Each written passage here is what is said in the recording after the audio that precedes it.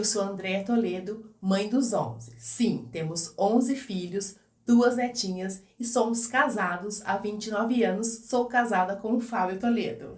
Olá, eu sou o Fábio Toledo, o pai dos 11, ou marido da mãe dos 11. E hoje eu estou aqui para lançar o seguinte desafio para vocês. Existe sogra e sogro ideal?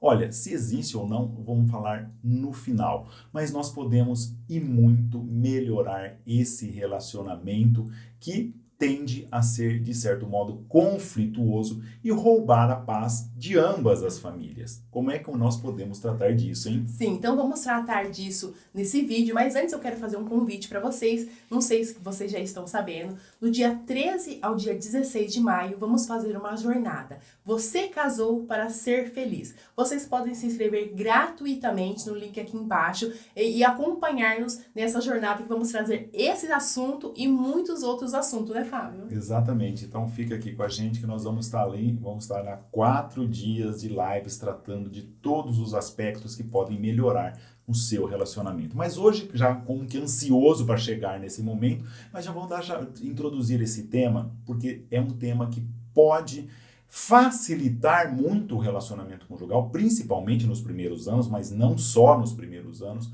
como pode também ser um embaraço, causa de muita discórdia, se essa relação, que por sua natureza já tem uma certa tensão, mas a gente pode aliviar e tratar disso com leveza. Para isso, nós precisamos, primeiro, olhar sob a ótica de quem? Do sogro e da sogra.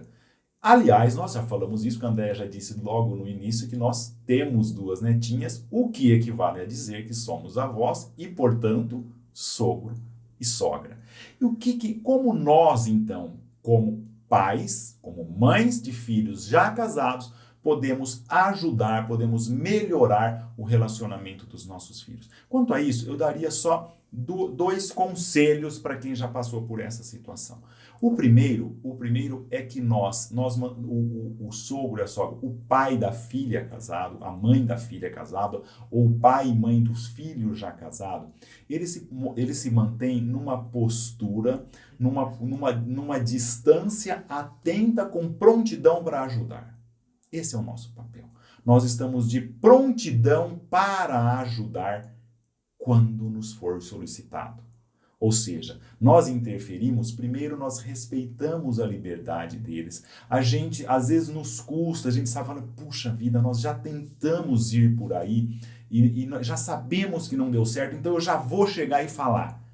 Calma, eles têm direito também de aprender errando, como nós também aprendemos errando. Claro, se nós vislumbramos algo sério, algo que implique um risco objetivo para o casamento, que possa fazer sofrer a esposa, que possa fazer sofrer o marido, que possa fazer sofrer os filhos, pode acontecer em situações um pouco mais sérias que a gente vai tentar criar oportunidades para dar conselhos. Mas, em regra, nós nos mantemos numa certa distância, atenta e prontos para ajudar, prontos para aconselhar quando nos solicitarem. No mais, deixa com que eles aprendam juntos, porque a interferência, a intromissão a qualquer tempo, pela menor bobagem, isso pode ir minando o relacionamento. E é claro, eu não preciso nem dizer que não convém, ou seja, que não só que não convém, como não devemos fazer, intrometer na vida deles, por exemplo, para chegar para a filha e falar mal do esposo dela, do nosso genro. Ou vice-versa, chegar para o filho e falar mal da esposa dela, porque com isso está faltando um mínimo de retidão de intenção, nós estamos criando divisão no casal, que é algo que não deveríamos fazer nunca. Mas eu sei que vocês estão ansiosos para que eu termine isso, porque muitos de vocês querem olhar para o outro lado. E nós, filho e filha casados, que às vezes sofremos a intromissão dos nossos pais, que tem uma ingerência no nosso relacionamento e que pode fazer mal. O que fazer? Como agir? Primeiro, pensa que o amor pela sua esposa, o amor pelo seu marido, está acima de quase tudo na sua vida a partir do momento que se casou. E mais, eu costumo dizer uma frase muito forte, e agora com a autoridade de quem é sogro e de quem é sogra também, para dizer que quem se intromete no relacionamento de um marido e de uma mulher, com o propósito, consciente ou não tão consciente, mas agindo de modo a causar divisão, faz um grande mal e essa intromissão merece ser rejeitada, merece ser impedida, ainda que essa intromissão venha do nosso pai ou da nossa mãe. Isso não permite, porque o casal tem direito de criar o seu lar junto sem indevidas intromissões, seja de quem seja. Quando eu digo isso, às vezes vocês já devem estar pensando, nossa, mas a gente tem diferentes de temperamento. Para mim, dependendo do meu temperamento, custa falar para a mãe, olha mãe, não é você que vai decidir onde coloca o quadro na minha casa.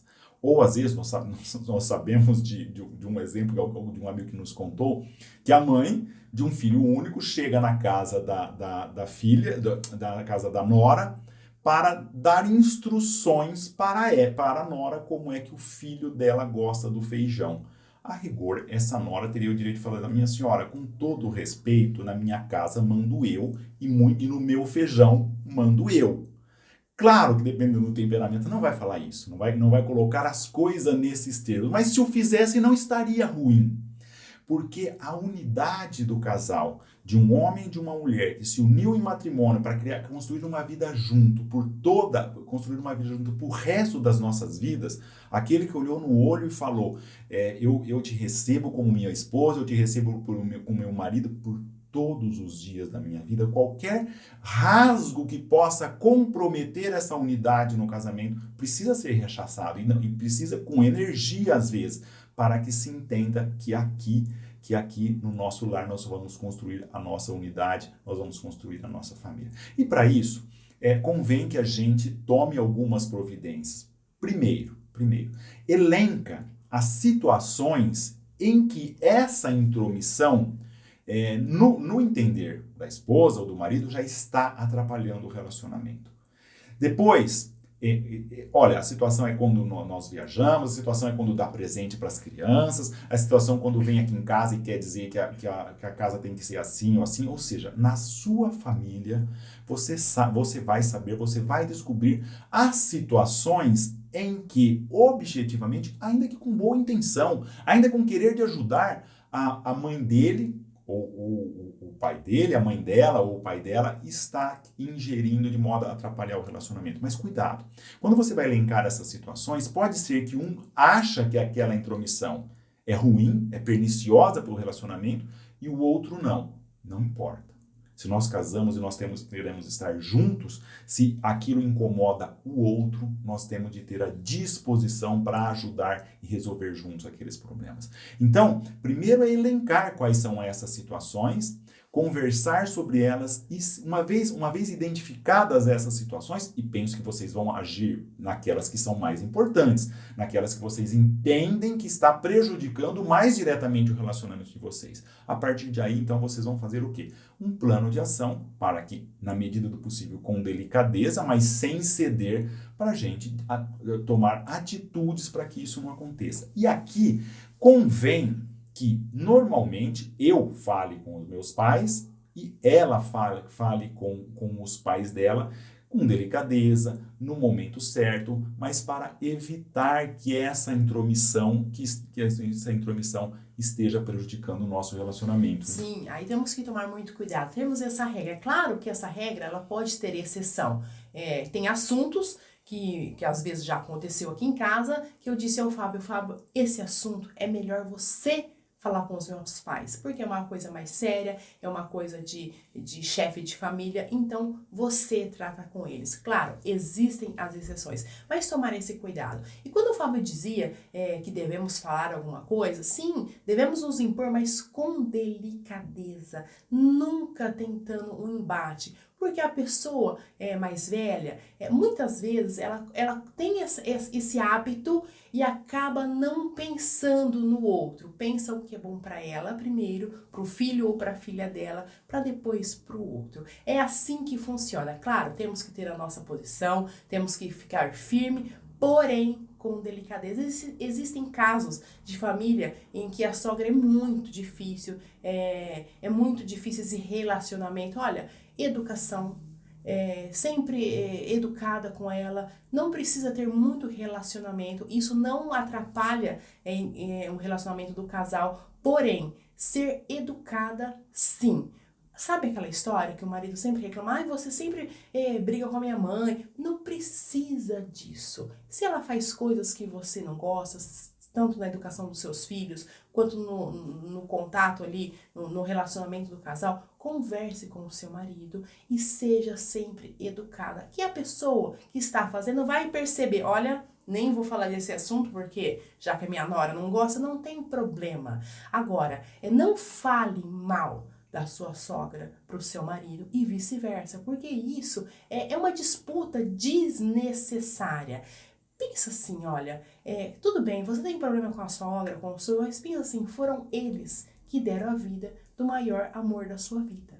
Então, quando a gente começa a pensar nesse detalhe, a gente começa a ser mais compreensiva, a gente começa a ser mais delicada no trato com essa pessoa, né, Fábio? Exatamente, olha, pensar pelo menos nisso, né? Não pelo menos nisso, e isso é muito importante. Ela que trouxe essa pessoa que eu tanto amo ao mundo, e só isso já seria um motivo para ser eternamente grato.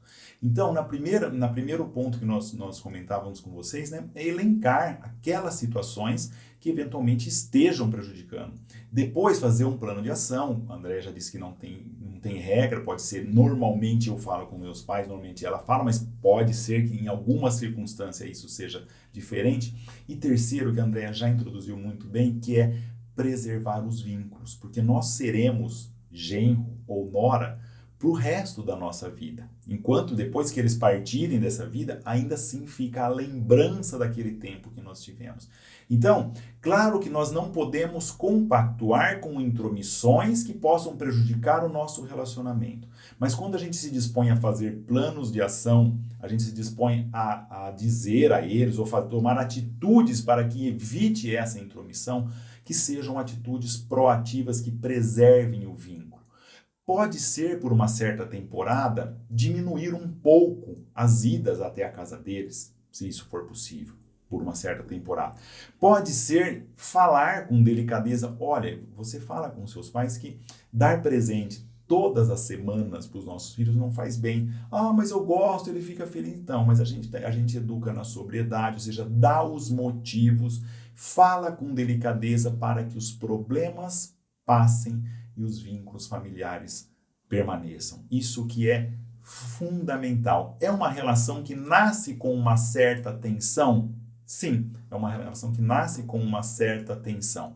Mas isso não quer dizer que a gente não possa promover um saudável relacionamento, que a gente não possa preservar os vínculos para que deixar como um grande legado para os nossos filhos a delícia que foi ter os avós por perto, e que esse sabor gostoso, essa lembrança gostosa que eles levam dos seus avós, não seja algo ofuscado por tensões, por brigas, por mexericos, por maledicências pelas costas, que nós dizemos pelas costas, e aquilo vai minando o relacionamento. Com isso é possível, sim, nós termos uma relação saudável, ainda que isso vai custar muitos esforços da nossa parte, né? Isso mesmo. Então nós vamos tratar desses assuntos e muitos outros na nossa jornada, que ela vai ocorrer de 13 a 16 de maio. Você casou para ser feliz. Então basta vocês se inscreverem aqui no link. A jornada é gratuita e vocês podem acompanhar, tá bom? Então, até lá!